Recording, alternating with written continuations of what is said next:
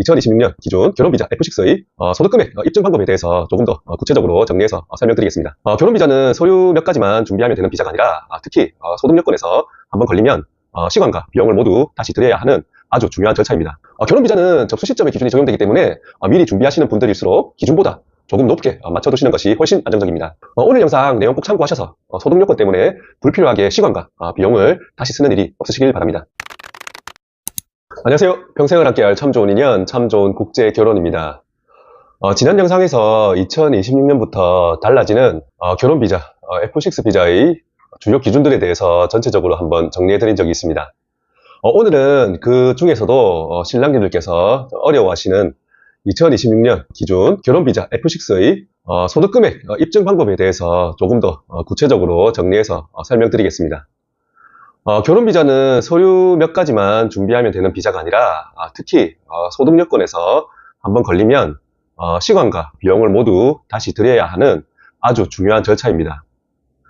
그래서 오늘 영상은 결혼중개업체 계약 전에 꼭 한 번은 확인하셔야 할 내용이라고 보시면 됩니다. 먼저 결혼비자 소득을 입증하는 가장 기본적인 방법은 국세청에서 발급하는 소득금액 증명원입니다. 근로소득이든 사업소득이든 정상적으로 신고된 소득이 있다면 이 소득금액 증명원이 가장 기본 서류가 됩니다.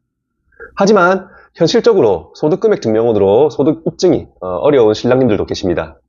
예를 들면 최근에 일을 시작하셨거나 사업 초기라 소득 신고 금액이 낮거나 프리랜서나 자영업 형태로 소득 구조가 불안정한 경우입니다.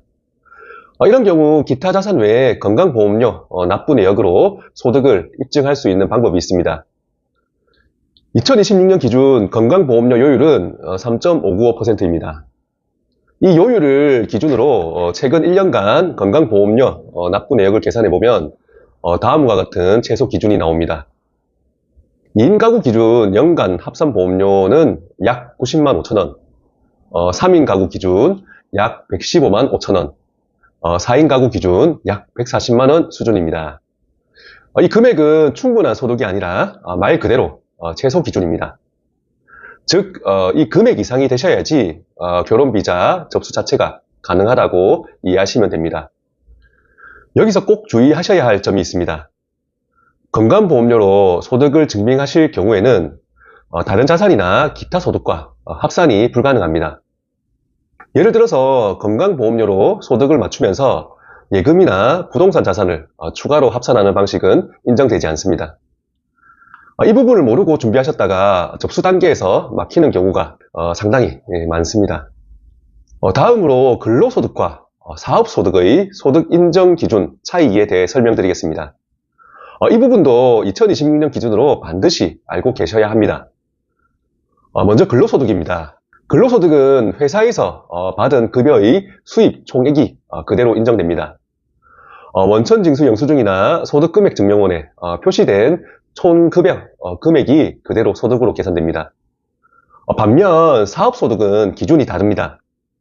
사업소득은 매출 총액이 아니라 경비를 제외한 소득금액만 인정됩니다. 즉 매출이 아무리 높아도 세금 신고상 소득금액이 낮다면 결혼비자 심사에서는 그 낮은 금액만 인정된다는 의미입니다.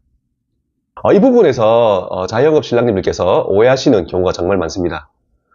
그리고 같은 해에 근로소득과 사업소득이 함께 발생한 경우에는 근로소득의 총액에 사업소득의 소득금액을 더해서 합산으로 계산하셔야 합니다. 마지막으로 꼭 한 번 더 짚고 가셔야 할 내용입니다. 소득기준과 건강보험료율은 매년 조금씩 상향되고 있습니다. 2026년에 진행을 하시더라도 4월 이후에 결혼정보회사 가입하시는 분들은 2027년 기준이 적용될 가능성이 있습니다. 이 경우 건강보험료는 현재 기준보다 약 0.5%포인트 이상 더 납부하셔야 할 수 있고 소득기준 역시 연 200만원 정도는 여유있게 생각하시는 것이 안전합니다. 결혼비자는 접수 시점의 기준이 적용되기 때문에 미리 준비하시는 분들일수록 기준보다 조금 높게 맞춰두시는 것이 훨씬 안정적입니다.